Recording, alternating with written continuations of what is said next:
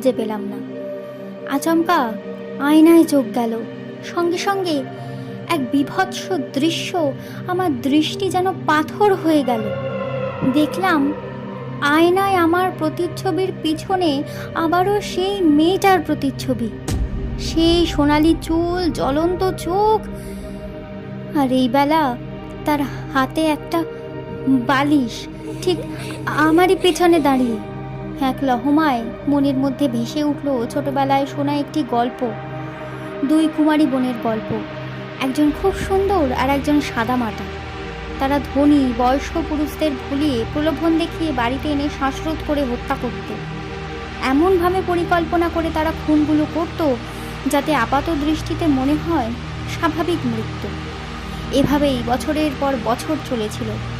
এমনকি শেষে যে বোনটি বেঁচে ছিল সে মৃত্যুকালীন জবানবন্দিতে সব কিছু স্বীকার করলেও কেউ তার কথায় বিশ্বাস করেনি। কিন্তু সে তো অনেক অনেক বছর আগের কথা, আর বাড়িটাও বহু বছর নিশ্চয়ই এভাবেই পড়ে আছে। আমি আয়না থেকে ঘুরে পিছনে তাকালাম।